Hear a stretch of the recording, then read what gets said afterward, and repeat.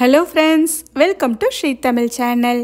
இன்னைக்கு நாம பார்க்க போறது நல்ல காரசாரமான கத்திரிக்காய் தொக்கு. சுட சுட சாதமும் இந்த கத்திரிக்காய் தொக்கு மட்டுமே போதும். தொட்டுக்க வேற எதுவுமே தேவையில்லை. சப்பாத்திக்கும் நல்லா இருக்கும். ரசம் சாதம், தயிர் சாதத்துக்கூடயும் சாப்பிடலாம். இந்த பேச்சுலர் ஸ்டைல் கத்திரிக்காய் தொக்கு எப்படி பண்ணலான்னு வாங்க பார்க்கலாம். முதல்ல ஒரு 250 கிராம் கத்திரிக்காயை நல்லா கழுவிட்டு கொஞ்சம் மெல்லிசா இந்த மாதிரி நறுக்கி எடுத்துக்கங்க. கத்திரிக்காய் நிறம் மாறாமல் இருக்கிறதுக்காக கத்திரிக்காயில் மூழ்கிற அளவுக்கு தண்ணி சேர்த்துக்கலாம். இது அப்படியே இருக்கட்டும். அடுத்து ஒரு பேனில் 2 டேபிள் ஸ்பூன் எண்ணெய் சேர்த்துக்கங்க. இந்த எண்ணெய் லேசாக சூடானதும் ஒரு 1/4 ஸ்பூன் கடுகு சேர்த்து தாளிச்சுக்கங்க. ஒரு 7-8 வெந்தயம் சேர்த்துக்கங்க. 1 ஸ்பூன் உளுத்தம்பருப்பு, 1 ஸ்பூன் கடலைப்பருப்பு ரெண்டையும் சேர்த்துக்கங்க. இப்போ இந்த பருப்பு லேசாக செவக்கட்டும். அது வரைக்கும் நாம் வதக்கி விட்டுக்கலாம். அடுத்து ஒரு பெரிய வெங்காயத்தை நல்லா பொடி பொடியாக நறுக்கி சேர்த்துக்கங்க. இந்த வெங்காயம் லேசாக வதங்கி வரட்டும். வெங்காயம் வதக்கும் போதே ஒரு 5 பச்சை மிளகாயை கீறி சேர்த்துக்கங்க. கூடவே கொஞ்சமாக கருவேப்பிலை. இப்போ இந்த வெங்காயம் லேசாக வதங்கி கண்ணாடி பதம் வர வரைக்கும் நாம் இதை வதக்கி விட்டுக்கலாம்.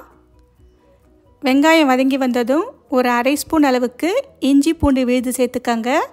இஞ்சி பூண்டு விழுது ஒரு 1/2 ஸ்பூன் அளவுக்கு சேர்த்தா மட்டும் போதும், அதிகம் சேர்க்க வேண்டாம். இஞ்சி பூண்டோட பச்சை வாசனை போனதும் நாம் நறுக்கி வச்ச கத்திரிக்காயை தண்ணி இல்லாமல் சேர்த்துக்கங்க. இப்போ இந்த கத்திரிக்காயை சேர்த்து ஒரு 2 நிமிஷத்துக்கு எண்ணெயிலேயே நல்லா வதக்கி விட்டுக்கங்க. கத்திரிக்காயை வதக்கும்போது கொஞ்சமாக மஞ்சள் தூள், ஒரு 1/4 ஸ்பூன் அளவுக்கு உப்பு சேர்த்து வதக்கிக்கங்க. இந்த கத்திரிக்காயை ஒரு 2 நிமிஷத்துக்கு நல்லா வதக்கி விட்டுக்கலாம். இப்போ இதை மூடி போட்டு அடுப்பை மீடியம் லோ ஃப்ளேமில் வச்சு வேக விடுங்க. இடையில திறந்து கலந்து விட்டுக்கங்க. இந்த கத்திரிக்காய் ஓரளவுக்கு வெந்து வர வரைக்கும் நாம் இதை கலந்து விட்டுட்டே இருக்கலாம். இப்போ பார்த்திங்கன்னா கத்திரிக்காய் ஓரளவுக்கு வெந்து வந்துடுச்சு. இந்த அளவுக்கு வந்ததும் அடுத்து இதில் ஒரு 3/4 ஸ்பூன் இல்லைனா 1 ஸ்பூன் அளவுக்கு மிளகாய்த்தூள் உங்கள் காரத்துக்கு ஏற்ற மாதிரி சேர்த்துக்கங்க. ஏற்கனவே நாம் பச்சை மிளகாய் சேர்த்துருக்கோம். இப்போ நம்ம தனி மிளகாய்த்தூளும் அவங்கவுங்க காரத்துக்கு ஏற்ற மாதிரி நீங்கள் சேர்த்துக்கலாம். மிளகாய்த்தூள் சேர்த்து 1 நிமிஷத்துக்கு நல்லா வதக்கி விட்டுக்கங்க. இப்போ பார்த்திங்கன்னா நல்லா கலந்து விட்டாச்சு. அடுத்து இதில் 2 பெரிய நல்ல பழுத்த தக்காளியை நல்லா பொடி பொடியாக நறுக்கி சேர்த்துக்கங்க. தக்காளியை சேர்த்து ஒரு முறை நல்லா கலந்து விட்டுக்கங்க. அடுத்து தேவையான அளவு உப்பு சேர்த்துக்கங்க. ஏற்கனவே கத்திரிக்காயை வதக்கும் போது உப்பு சேர்த்துருக்கோம். அதனால் உப்பு உங்கள் தேவைக்கு ஏற்ற மாதிரி சேர்த்துக்கங்க. இந்த சமயத்தில் உப்பு சேர்த்து ஒரு முறை நல்லா கலந்து விட்டுக்கலாம்.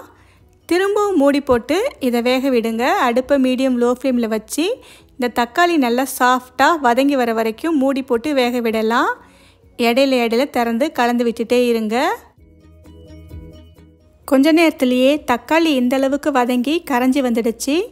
இந்த அளவுக்கு வந்ததும் அடுத்து இதில் ஒரு 1/2 ஸ்பூன் அளவுக்கு மல்லித்தூள் சேர்த்துக்கங்க.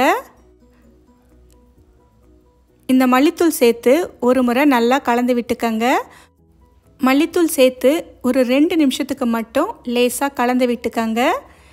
ரொம்ப நேரம் வதக்கணுன்னு அவசியம் இல்லை. கடைசியாக நறுக்கிய கொத்தமல்லி கொஞ்சம் அதிகமாகவே சேர்த்து ஒரு முறை நல்லா கலந்து விட்டுக்கலாம். அவ்வளவுதான், ஒரு சூப்பரான கத்திரிக்காய் தொக்கு. சுட சுட சாதம், சப்பாத்தி கூட ரொம்பவே நல்லாயிருக்கும். ரசம் சாதம், தயிர் சாதத்துக்கு கூட சாப்பிடவும் அட்டகாசமாக இருக்கும். ஓகே ஃப்ரெண்ட்ஸ், இந்த ரெசிப்பியை உங்கள் வீட்டில் ஒரு முறை ட்ரை பண்ணி பார்த்துட்டு எப்படி இருக்குன்னு சொல்லுங்கள். இந்த ரெசிபி உங்களுக்கு பிடிச்சிருந்தால் லைக் பண்ணுங்கள், ஷேர் பண்ணுங்கள். ஸ்ரீ தமிழ் சேனலுக்கு சப்ஸ்கிரைப் பண்ணுங்கள். தேங்க்ஸ் ஃபார் வாட்சிங்.